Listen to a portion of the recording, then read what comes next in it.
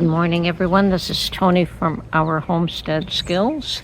It is definitely an awesome, gorgeous spring day in Alabama. It looks like spring has sprung. We have the Bradford pear trees blooming. I have other trees blooming, and leaves are starting to come out. My azaleas, of course, are not, they're not flowering yet. And I may miss them entirely, who knows. We are planning to leave sometime in March. I have no idea when. And it is March now. And it's a matter of the weather going back. As we're driving, we really don't want to drive in snow, so we have to take that into account. We do want to come back in July.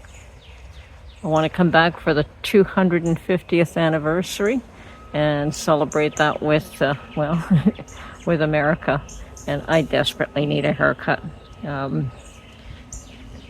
Been quite a while. So does Mark. I told him he's at the point where he can almost tie his up with a ponytail.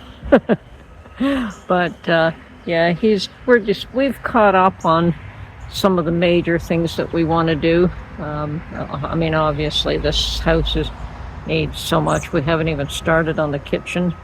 It's been basically demolished, and we've got new appliances, and that's about it. And yes, he did create some sort of a stand for my sink and plumbing so that I can wash dishes on the sink, and one of the counters still exists.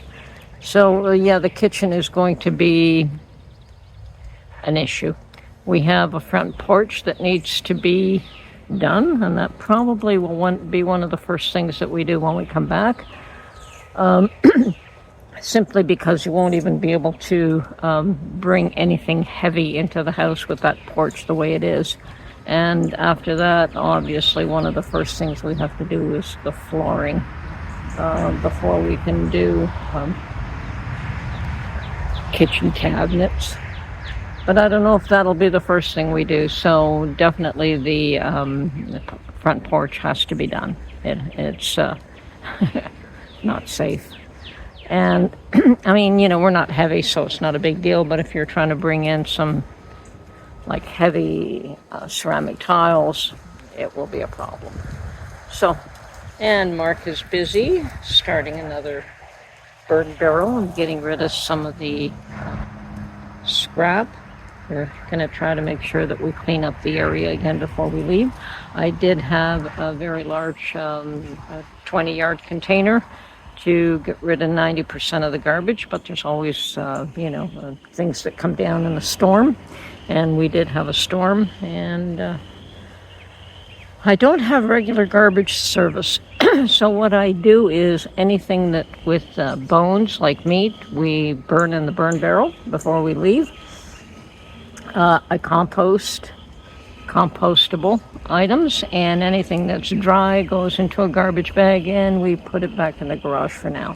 We will have another, maybe a 10-yard bin next year, so it'll go out with that, any garbage that we accumulate. And when you're fixing up a home, you're always going to accumulate more garbage than what you expect. So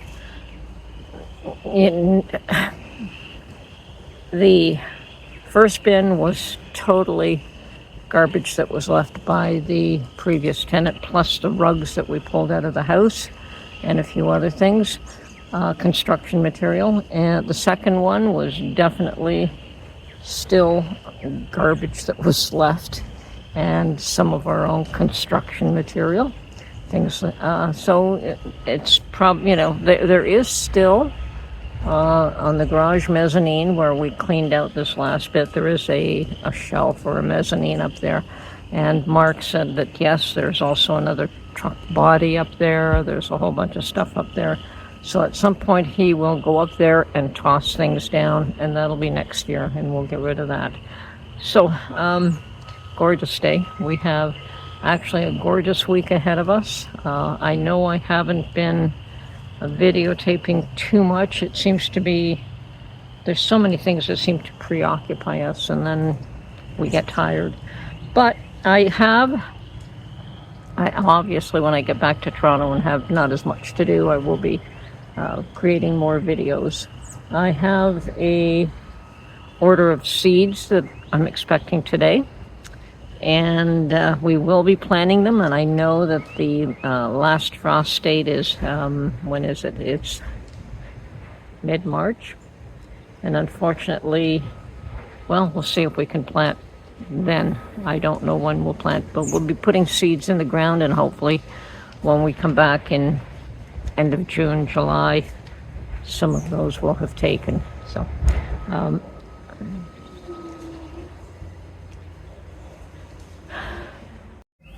well, this is some of our tire collection that I want to get rid of, and we had an incident on the highway the other day. They are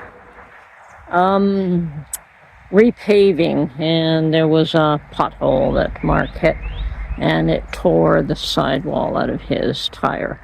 So we had an emergency visit to a tire shop, and of course his tire is a bit unusual, but he did have a couple of spares here with us. So they managed to find a used tire that they could put on his car temporarily, and he asked if, rather than buying that tire because it doesn't match with the other ones at all, if he could just rent it for the day and come back in the morning and have them switch out his one of his own tires that he had, a spare that was a little bit worn, but it was still pretty good tire. So they agreed, and actually all they did was charge him for changing a tire twice, no rental. So that was pretty awesome.